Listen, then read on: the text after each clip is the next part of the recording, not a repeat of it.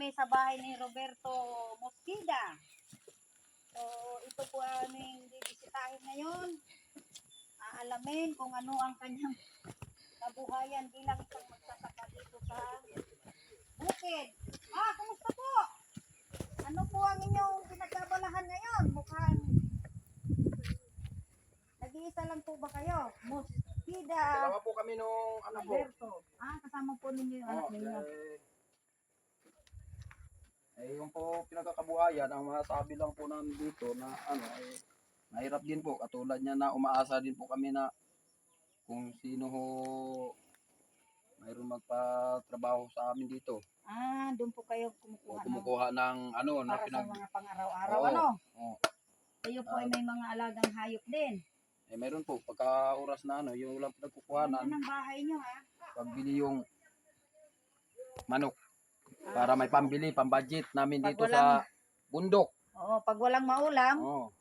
may Kung ano po makuha diyan ng mga ubod-ubod diyan sa mga gubat.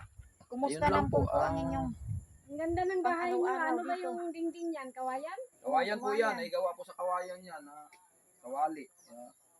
Natag. Yun po, yung mga tanim ho na yan, tanim ko na ho na yan dito sa balat kahoy na Simula para anong magkaroon. taon? anong taon po kayo nagsisimula dito?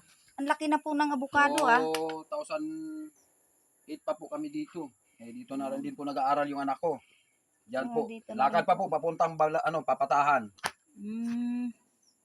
So, kumusta naman po yung buhay magsasaka? Okay naman po. Okay naman po, kaso lang po, siyempre, kahit papano, Oo. hindi siyempre, tayo ho, lahat dito na magsasaka, hinahangad ho natin, kahit papano man, mata sa atin po yun natin yung sinasaka natin. Para mayroon man lang tayo na kabuhayan na may masabi natin na yung pinagtataniman. Oo, dito nga pala, napakadami mong tanim na kawayan, ano? Ayan po, yung gawing ibabaho Yung na yan. kawayan. Ayan po, yung mga niyog po, yun po na mga tanim na ho. Nyog. Puno na ho yung nagtanim po yung papunta sa Sa likod likod, na yan, yung ibabaho na yan. Yung abukado nyo po ba, may bunga na? Mayroon ho nagbunga, kaso lang pwede. pagdating nga po ng isang piraso, tapos pag nagbulaklak, laglagan din. Hindi lang pala mga punong kahoy ang inyong tanim, ha? May mga orchids pa, ang ganda. Ano ito? Anong balad? Balad. Ang palaya. Palaya. So, sige po, Mr. Roberto Mosquida. Sige po, Kami salamat po ay po. nagpapasalamat at nakarating din kami dito sa inyong lugar para malaman po natin kung ano po ang inyong kabuhayan, ang inyong nagugustuhan sa lugar na ito. So, maraming salamat po. Sige po, maraming salamat din po. Ano bang masasabi niyo kay Pangulong Marcos? Ano palang masasabi ninyo?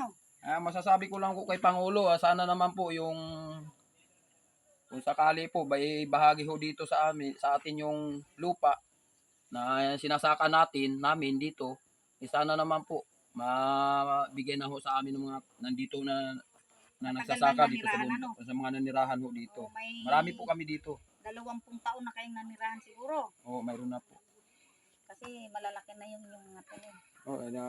Namumunga naman na hulat yan eh. Sige po, marami pong salamat. Sige, salamat din po.